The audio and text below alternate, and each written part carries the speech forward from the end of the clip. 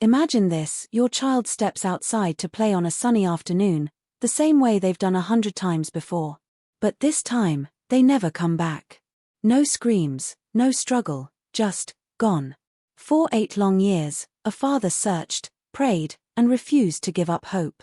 Then, one day, a neighbor's dog kennel held a secret so shocking, it would unravel a mystery no one saw coming. But that's not the only story that will leave you speechless today. Picture a crowded bus, a black teenager with a heart of gold, and a pregnant white woman struggling to stand. What happens next? A simple act of kindness leads to a note, one that would change his life forever. 2 stories. 2 moments where ordinary lives collided with the unbelievable. 1. A father's relentless love tearing through years of unanswered questions. The other, a split-second decision that rewrote a young man's future.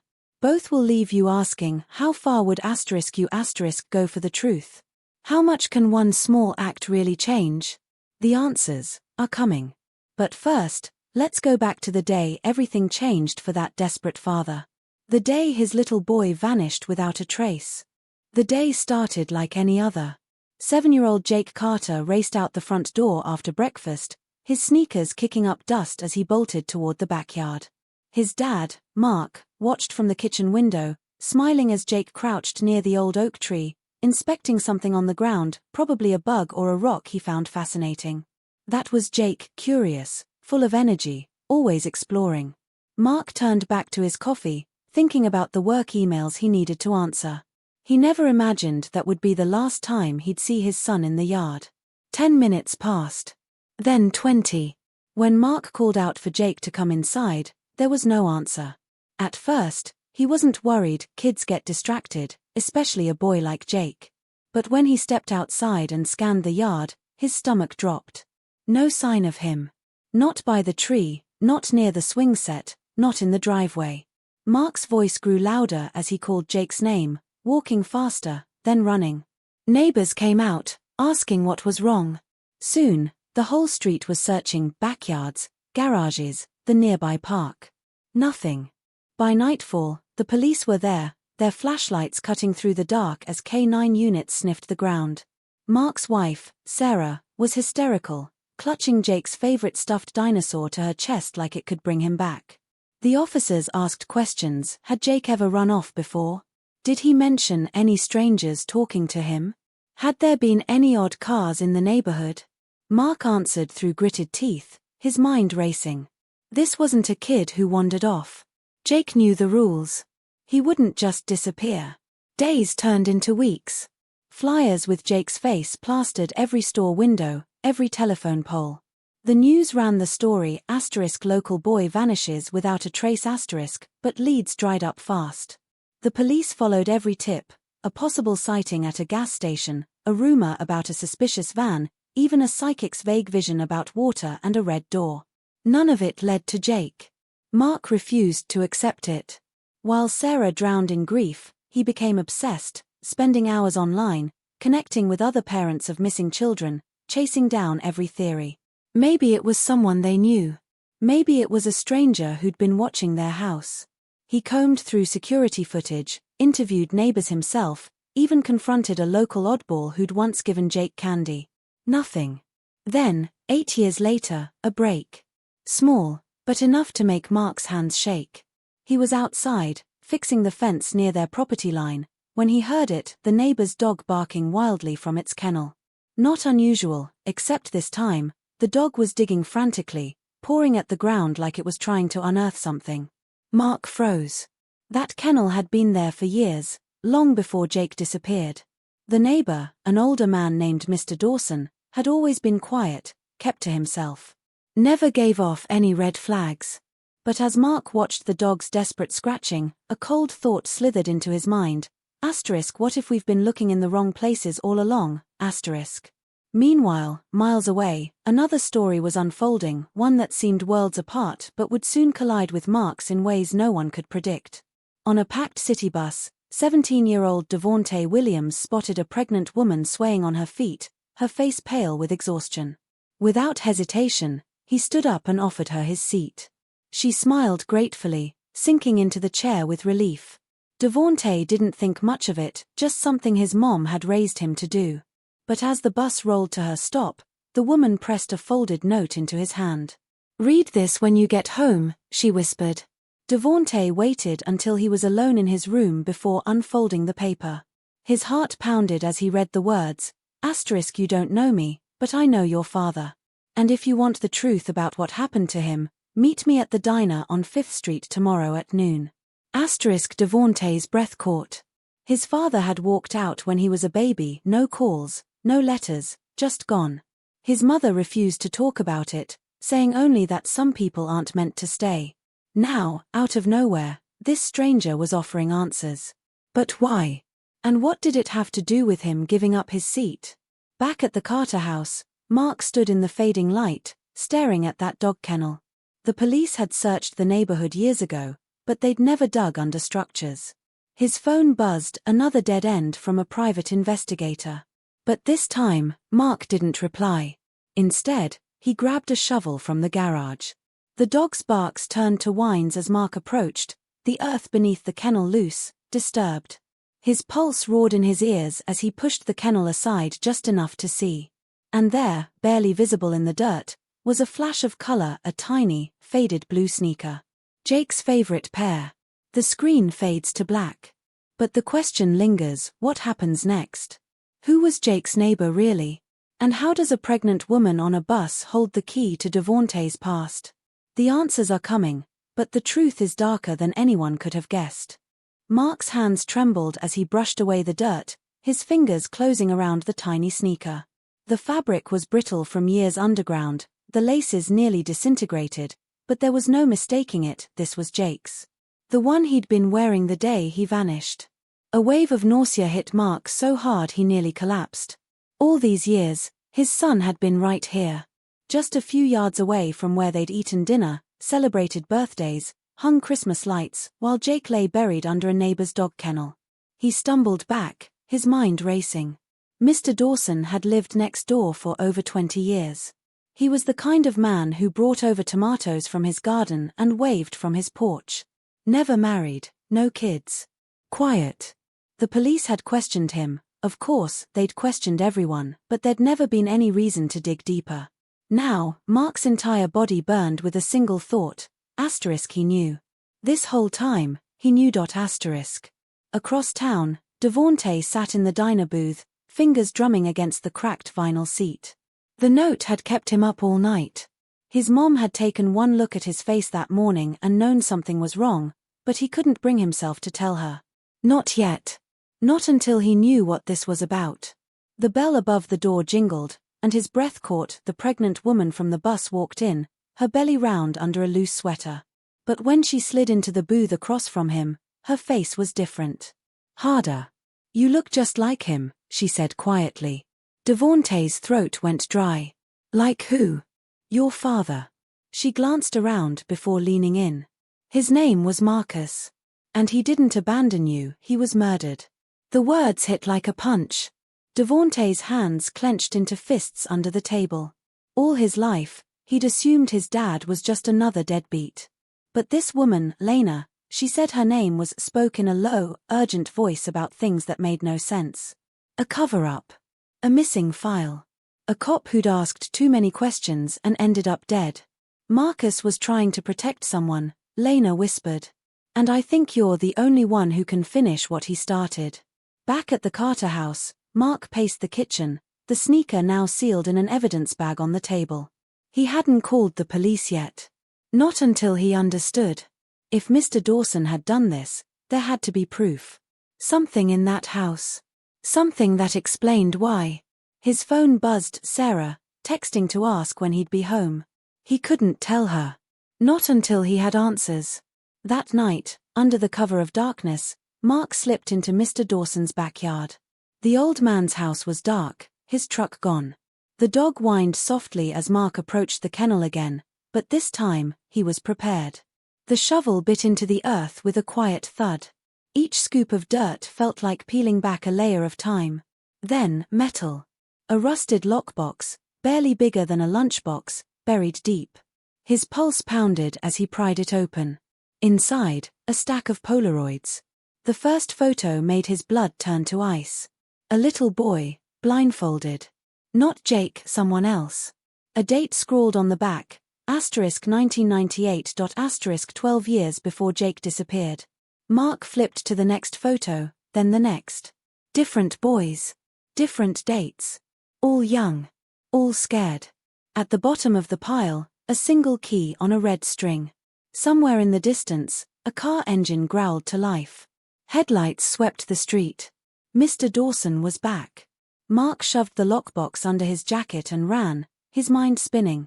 This wasn't just about Jake. This was bigger. And if Mr. Dawson had been doing this for decades, how many other boys were out there? Meanwhile, Devontae sat on his bed, staring at the address Lena had given him, a boarded-up laundromat on the south side of town. "Your father hid something there," she'd said. "Something people are still willing to kill for."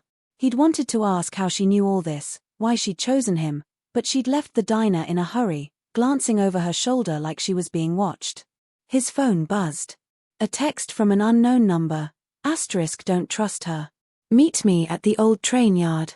Midnight. I'll tell you what really happened to your dad." Devontae's head spun. Who was lying? Who was telling the truth? And why did he feel like walking into that laundromat or that train yard might be the last thing he ever did? The pieces were moving now, hurtling toward something neither Mark nor Devontae could yet see. 2 stories. 2 mysteries. But the deeper they dug, the clearer it became their paths were destined to cross. Because Mr. Dawson's lockbox hadn't just held photos. Tucked between the Polaroids was a faded newspaper clipping about an unsolved murder. A cop named Marcus Williams. Devontae's father. The screen fades to black. Questions hang thick in the air. What's inside the laundromat? Who's texting Devontae? And how many lives has Mr. Dawson ruined? The truth is closer than ever, but so is the danger. The key burned in Mark's pocket as he drove through the night, his knuckles white on the steering wheel.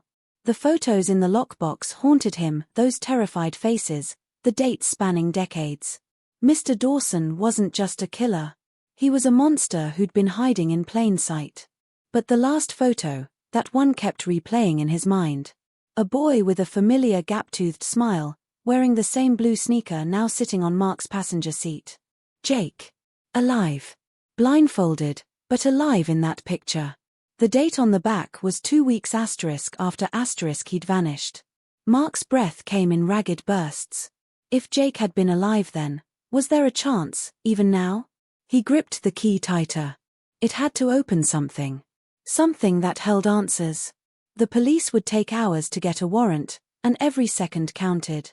He pulled over near the train yard, the same one Devontae had been told to go to, and studied the key under the dim streetlight. The initials *M.W. Were scratched into the metal. Marcus Williams. Devontae stood in the shadows of the abandoned laundromat, heart hammering. The place reeked of mildew and rust, the windows boarded up, the door barely hanging on its hinges. Lena's words echoed in his head, *your father died because of what's in here. He pushed inside, phone flashlight cutting through the darkness. Broken washing machines lined the walls like skeletons. Then he saw it, a loose floorboard near the back, just like she described. His fingers pried it up, revealing a dusty metal case. Inside, a single file folder. He flipped it open, and his stomach dropped. Police reports. Crime scene photos. And a name circled in red ink, *Dawson, Elias. Suspected in multiple disappearances. Connection to Williams' case. The last page was a handwritten note. If you're reading this, I'm already dead. Dawson has friends in the department. Don't trust anyone. Find the key. Devontae's phone buzzed, another text from the unknown number. TikTok. Train yard. Now. He hesitated.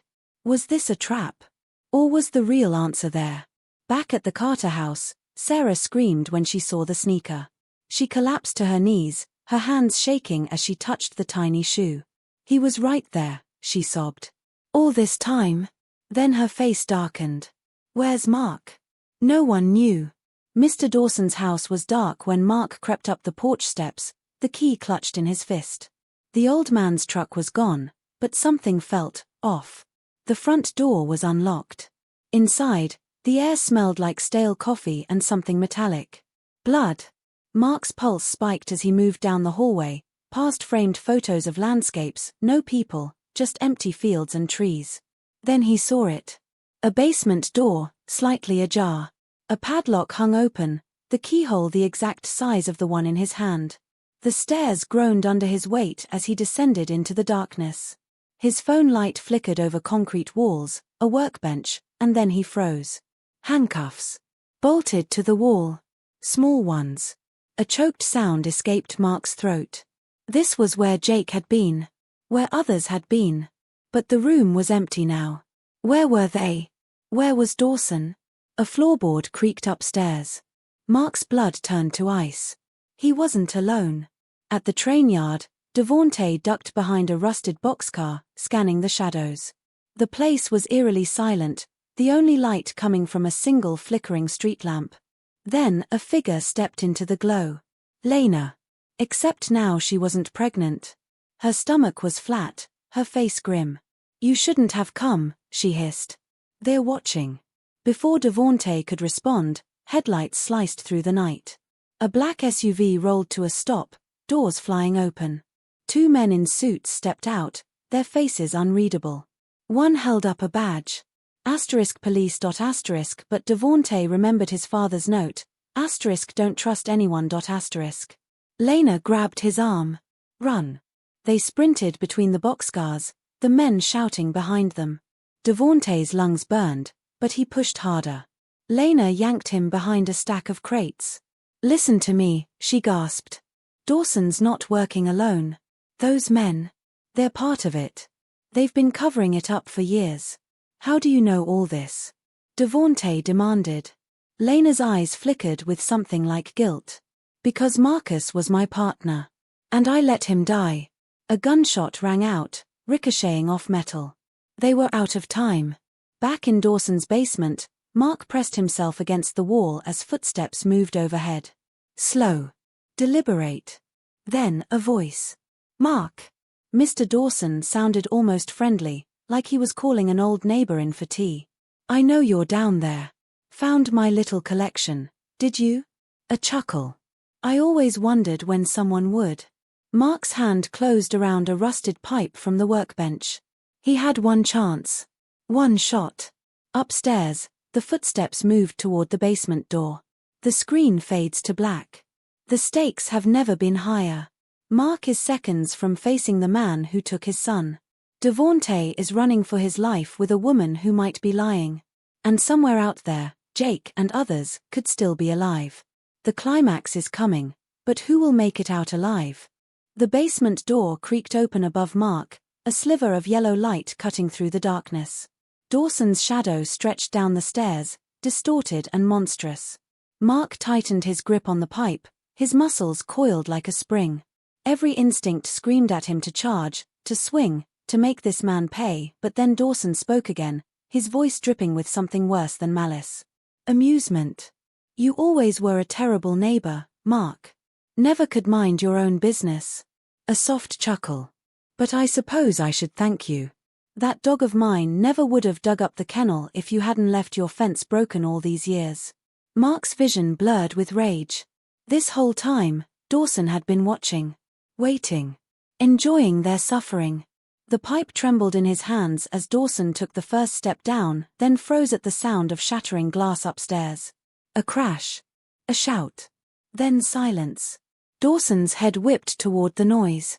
In that split second, Mark lunged. The pipe connected with Dawson's knee with a sickening crack. The old man howled, tumbling down the stairs in a heap. Mark was on him before he could move, pressing the rusted metal against his throat. "Where is he?"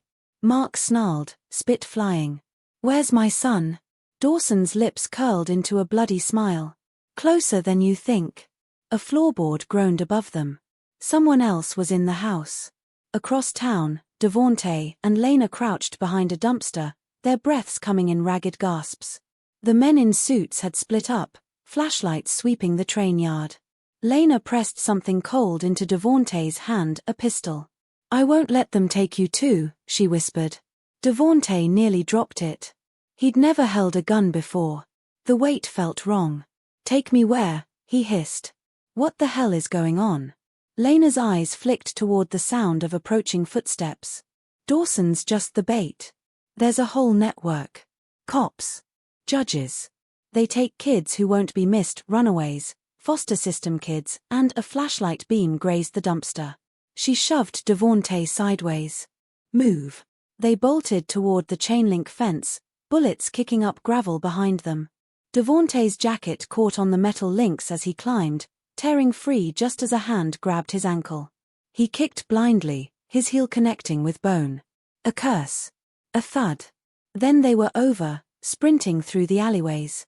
Lena yanked him into a boarded-up storefront, their backs pressed against the rotting drywall. "Your father wasn't just some cop," she panted. "He was undercover. Got too close to the truth." They made it look like a drug deal gone bad, but she flinched at the sound of squealing tires outside. "They'll do the same to you." Devontae's mind reeled. All these years, his father hadn't abandoned them. He'd died trying to stop this. The gun in his hand suddenly felt heavier. Back in Dawson's basement, Mark dragged the whimpering old man toward the workbench as footsteps thundered overhead.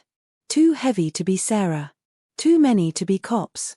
Dawson laughed through the pain. "Told you, you should have called the police." The door flew open. 3 men in tactical gear stormed down, rifles raised. Mark braced for gunfire, but they swept right past him, yanking Dawson to his feet. "You had one job," the lead man growled. "Keep the past buried." Dawson's smirk faded. "Wait, I can explain." A single gunshot cut him off. Dawson slumped to the floor, eyes wide and unseeing. Mark recoiled as the armed men turned toward him. Not rescuers. Cleaners. Here to erase loose ends. The lead man's rifle rose. "Sorry about this, Mr. Carter." "Wrong place, wrong." A deafening explosion rocked the house. The ceiling caved in as a SWAT team rappelled through the skylight, shouting commands. The armed men scrambled for cover, firing wildly. Mark dove behind the workbench as bullets shredded the air. Through the chaos, he caught a glimpse of a familiar face, Detective Rivera, Jake's original caseworker, shouting his name. But something was off. Rivera wasn't aiming at the gunman. His pistol was trained on Mark. The screen fades to black. The twist no one saw coming. The cop who spent years searching for Jake was in on it all along. Devontae's holding a gun he never wanted as killers close in. And somewhere in the shadows, the real question remains: if Dawson wasn't working alone, how many other children are still out there?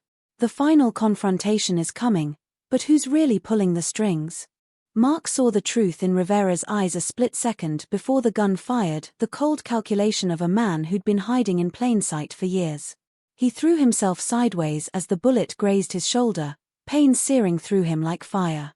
The basement erupted into chaos, SWAT officers shouting, Rivera's men turning their weapons on each other, the stench of gunpowder choking the air. Mark scrambled toward the stairs on hands and knees, blood slick on the concrete. He had to get out.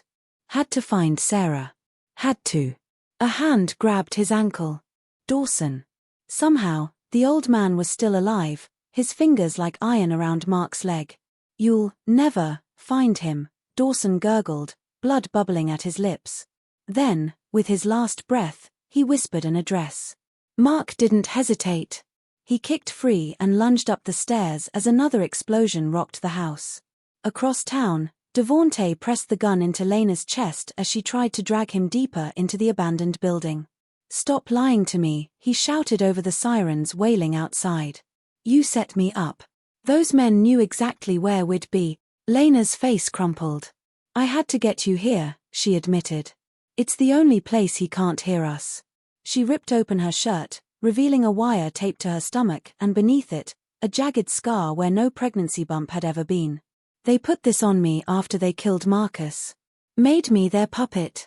But your father hid something here, Devontae. Something that can burn their whole operation down." She kicked aside a loose floorboard, revealing a rusted safe. The combination is your birthday. Devontae's hands shook as he spun the dial. The safe opened with a groan. Inside, a USB drive, and a photo of a smiling teenager that made his blood run cold. Jake Carter. Alive. Dated 2 months ago.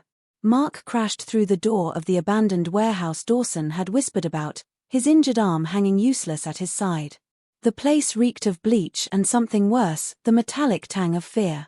Chains hung from the ceiling. A stained mattress in the corner. And on the far wall, a collage of newspaper clippings about missing children spanning 30 years. Then he heard it. A whimper.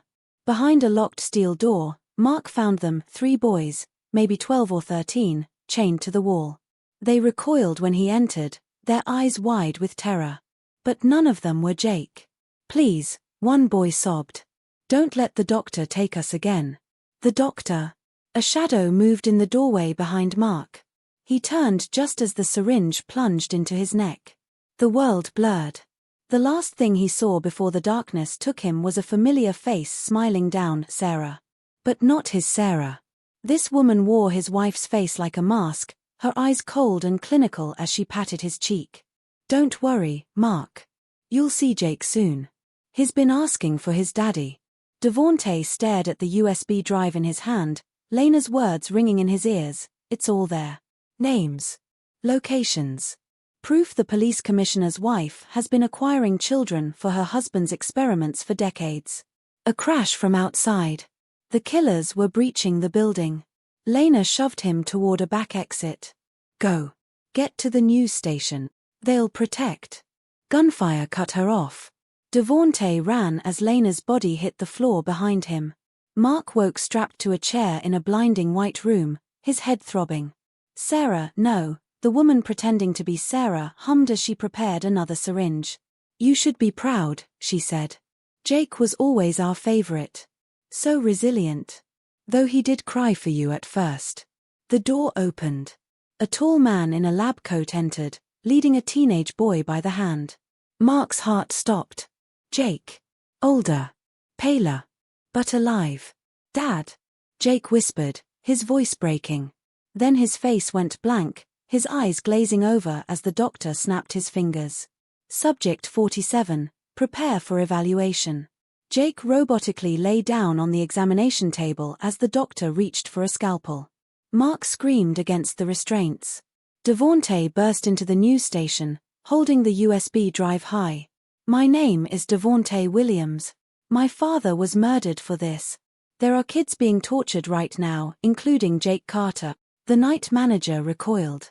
"The Jake Carter who disappeared 8 years. Call the FBI." Devontae slammed the drive onto the desk. "And someone get me a goddamn camera." The screen fades to white. Then. A live news alert. The commissioner's wife arrested. A secret lab raided. 13 children found alive. And in the chaos, 2 figures slipping away into the night, a teenage boy with hollow eyes, and a man who wouldn't stop whispering "I'm sorry" as they vanished into the crowd. The truth was out. But some scars never heal. The news vans had finally left Mark Street after 2 weeks of camping outside his house. The whole world now knew the truth, how a ring of powerful people had been stealing children for decades, experimenting on them, erasing their memories, turning them into blank slates for some twisted vision of the perfect society. The police commissioner and his wife were in custody. Half the department was under investigation. And in a quiet cemetery on the outskirts of town, Elias Dawson's grave remained unmarked, just as he deserved. But none of that brought Jake home. Mark sat on the porch steps, staring at the spot where Jake had last played. The doctors said the boy they'd rescued from the lab was his son. DNA didn't lie, but the vacant-eyed teenager who flinched at human touch bore little resemblance to the laughing child he'd lost. Jake was in a specialized facility now, undergoing therapy to undo years of psychological conditioning. The doctors said recovery could take years. Maybe a lifetime. A car pulled into the driveway. Devontae stepped out, his shoulders slumped with exhaustion. He'd become an overnight hero after exposing the conspiracy, but the shadows under his eyes told the real story. "Saw the press finally left you alone," he said, sitting beside Mark. "Yeah.